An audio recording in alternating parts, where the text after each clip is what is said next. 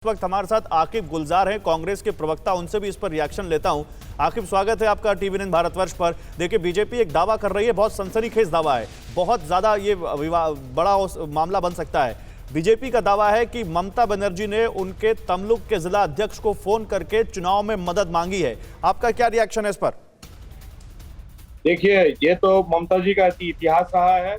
NDA सरकार के समय में वो रेल मंत्री थी, कोयला मंत्री थी, और 98 के बाद जब वो कांग्रेस पार्टी को तोड़ करके टीएमसी बनाई थी, तो यहाँ पर पश्चिम बंगाल के लोगों ने पहले भी ये देखा है कि ममता बनर्जी बीजेपी के साथ गई थी, अटल बिहारी वाजपेयी जी के साथ गई थी।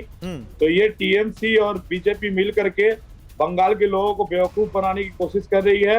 और यहाँ पर दीदी और मोदी दोनों ही एक है, क्योंकि आज अगर ममता बनर्जी तमलुक के बीजेपी के अध्यक्ष से अगर आज मदद मांग रही है, तो इससे ये साफ होता है कि ये जो एक सिक्का के दो पहलू बीजेपी और टीएमसी सिर्फ पश्चिम बंगाल के लोगों को बौखलाने की कोशिश कर रही है।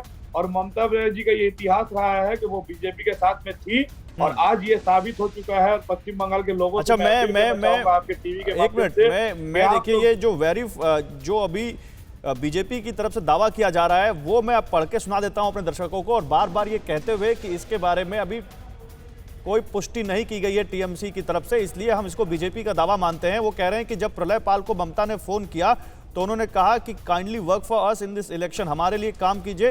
प्रलय पाल ने कहा कि जब आप सत्ता में आई तो मैंने आपके लिए अपने घर में हवन किया था, लेकिन मैं बहुत निराश था जब मैंने देखा कि नॉर्मल लोगों को कास्ट सर्टिफिकेट भी नहीं दिया गया। एक बार वो सुनाते हैं फोन कॉल, फिर आते हैं आपके पास, वो सुनाते हैं वो क्या बातचीत हुई। बीजेपी का दावा है कि ये जो आवाज दूसरी तरफ से है, ये ममता बनर्जी की है। বলুন। তুমি তো অনেক ইয়াং ছেলে এবং অনেক কাজ করো, আমি জানি সবকিছু। তুমি একটু আমাদের সাহায্য করে দাও না, তুমি দেখবে কোনো অসুবিধা হবে না। কিন্তু দিদি, সেটা তো আমি যদি বলি শুনে, এটা আপনাকে দেখেই কিন্তু আমার পরিবার রাজনীতি করেছিল। আপনার সেই আদর্শ ভিত্তিতে, এবং আপনি যেদিন মুখ্যমন্ত্রী হিসাবে শপথ নেন, সেদিনই মুখ্যমন্ত্রী হিসাবে যেদিন 11 সালে যেদিন রেজাল্ট ঘোষণা হয়, আমরা বুঝে নিয়েছিলাম যে আপনি ক্ষমতায় আসছেন। 5 জন ব্রাহ্মণ ডেকে হোম যজ্ঞ করে আমি কিন্তু গোটা মিটিং মিছিল করেছিলাম।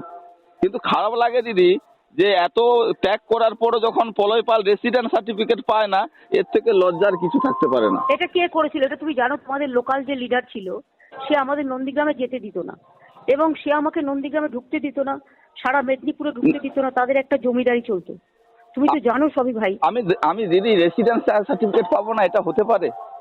আরে আমি আছি কি করতে? এগুলো তো, এটা তো যে করেছে সে অন্যায় করেছে। আমি তো মার খেয়েছি, আপনার মহাদেবের হাতে তো মার খেয়েছি আমি। আমি জানি, আমি সব জানি, আমি পরে শুনেছি।